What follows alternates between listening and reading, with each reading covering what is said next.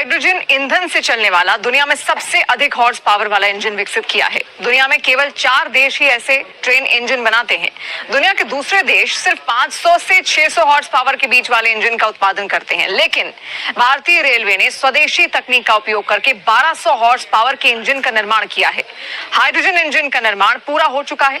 Rail मंत्री अश्विनी वैष्णव ने कहा कि इस तरह hydrogen train, there are only 4 countries in the world which have been able to develop a hydrogen train, and most of the countries have developed trains with the capacity of about 500-600 horsepowers.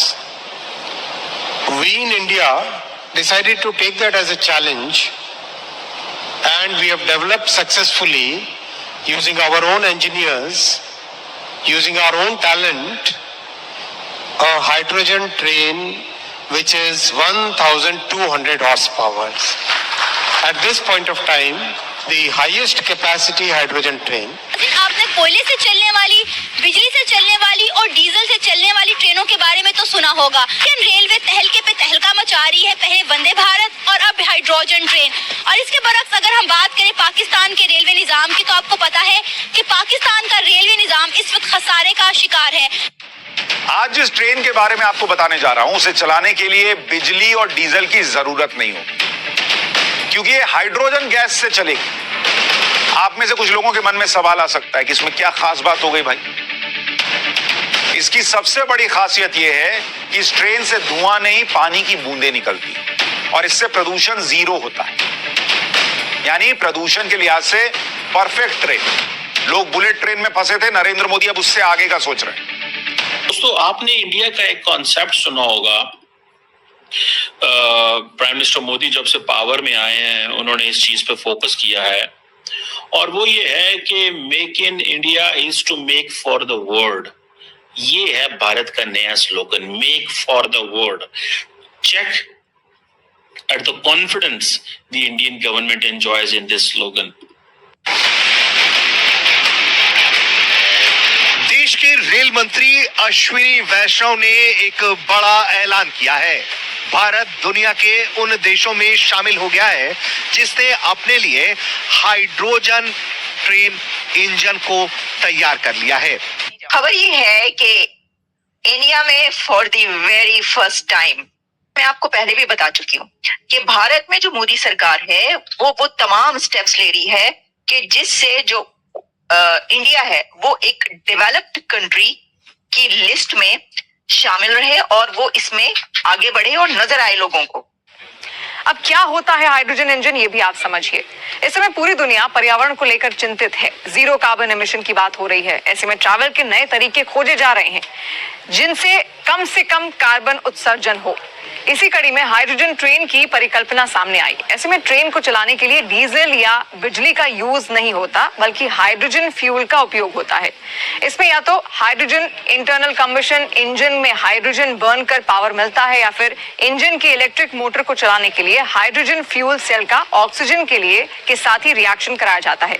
ये चीजें करेंगे, लोगों की productivity होगी, and then again जो investors हैं, अब चाहे लोकल इन्वेस्टर्स कर लें चाहे बाहर के इन्वेस्टर्स कर लें, जब ये देखेंगे कि जो है ना ईज ऑफ डूइंग बिजनेस आप अचीव कर सकते हैं, लैंड की ट्रांसफर करना है या प्रोविडेंट फंड बनाना है। जैसे एक एग्जांपल दूं, मैं तो इसको ऐसे कॉन्फिडेंस जब देखता हूँ ना, ठीक है, कि अब इंडिया ने जो काम करना शुरू किया कि हमने असल में देखें, इंडिया स्टार्टेड कि जी हमें मेक इन इंडिया तो है ही है, but we are making for the world.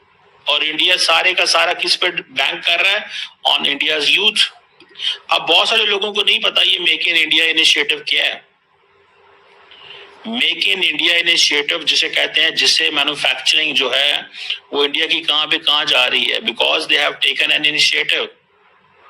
Narendra Modi ने बेसिकली इसके ऊपर काम करना शुरू किया और उसने एक स्पीच की, उन्होंने कहा जी कम मेक इन इंडिया, और ये था टू रिवाइव मैन्युफैक्चरिंग सेक्टर।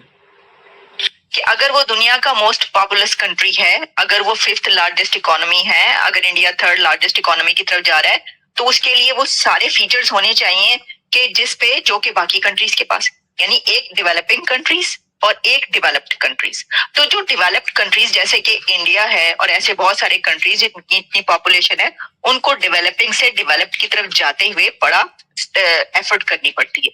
तो इंडिया ये नहीं होगा कि लोग उसे ये कह सकेंगे देखो तुम हो तो 5th लार्जेस्ट इकोनॉमी या तुम हो तो तीसरी बड़ी इकोनॉमी, लेकिन तुम्हारे मुल्क में ये नहीं है। देखो अमेरिका में तो ये है, देखो यूरोप में तो ये, लेकिन तुम्हारी कंट्री में ये तो नहीं है। तो वो सारे स्टेप्स लिए जा रहे हैं और इसके लिए हमने आपको यानी 3D बिल्डिंग से लेकर 3D प्रिंटिंग बिल्डिंग और क्या क्या मतलब जो कुछ हुआ अभी तक वो सब बताया। अब ये वाला स्टेप भी लिया जा रहा है। पहले के जो इंडिया के प्राइम मिनिस्टर नरेंद्र मोदी हैं, वो उनके अपने ही दौर में इसी टर्म में इक्तदार में जो है वो ये वाला करके दिखाएंगे कि ये ट्रेन्स भी चल जाएंगे उसके ऊपर, तो लोगों को ये मुश्किल कम होगी। आज जर्मन्स, अमेरिकन, फ्रेंच सारे के सारे इजरायली इंडिया में आके इन्वेस्टमेंट कर रहे हैं बिकॉज देखें कि और उसमें फिर ये किया, सबसे पहले उन्होंने क्या किया, सिंगल विंडो क्लियरेंस जो हम नहीं कर सके। आपको पता है सऊदी पिटते रह गए पाकिस्तान के अंदर और कहते ने तुम्हारी ब्यूरोक्रेसी बड़ी झूठी है, चोर है, खाती है, हमें कुछ करने नहीं देती। इंडियंस ने क्या किया, सिंगल विंडो क्लियरेंसेस। हमने नहीं इंडिया को फॉलो किया, इंडिया ने अपना रास्ता तय कर लिया मेक इन इंडिया के तहत, बिकॉज उनका स्लोगन था मेक फॉर द वर्ल्ड, अपने लिए नहीं दुनिया के लिए बनाना है। इतनी बड़ी आबादी, इतनी अवाम, इतना ह्यूमन रिसोर्स, ये इतना ह्यूमन रिसोर्स है जो दुनिया के कैपिटल्स में जाके मसले हल कर रहा है और इंडिया उन लोगों को क्यों इस्तेमाल नहीं कर पा रहा। दैट्स व्हाट हम क्यों अपने कैपिटल इस्तेमाल नहीं कर पाए, हम अपना ह्यूमन कैपिटल क्यों नहीं इस्तेमाल कर पाए। हमने प्रोसीजर्स बढ़ा दिए, इंडिया ने प्रोसीजर्स बंद कर दिए। चाहूंगा कि हमारे जो लीडरशिप है वो थोड़ी ख्वाब गफलत से बाहर निकले, वो है सुते माहौल तो बाहर निकलो, जागो जागो और जो है मुल्क के बारे में सोचो, अपने मुल्क के बारे में भैया सोचो। मुल्क जड़ा है वो इतनी अपॉर्चुनिटी यार, वो बात तो फिर वो मुझे याद आती है कि वो पाकिस्तानियों को नहीं थी, वो क्यों ले गए अपॉर्चुनिटी सीरियस ने, दे मीन बिजनेस। मैं तो लक्ष्मी विलास पैलेस ही देख के हैरान रह गया, एडा सोना पैलेस है वडोदरा के अंदर। मेरा तो दिल करन डया जाके मैं विजिट करा, लिटरली इतना खूबसूरत है। पहले तो मुझे लगा वो यूरोप है, लिटरली मुझे समझ में भूल गया, आई अंडरस्टूड, मैं समझा कि यूरोप है शायद, फिर बाद में मुझे याद आया नहीं।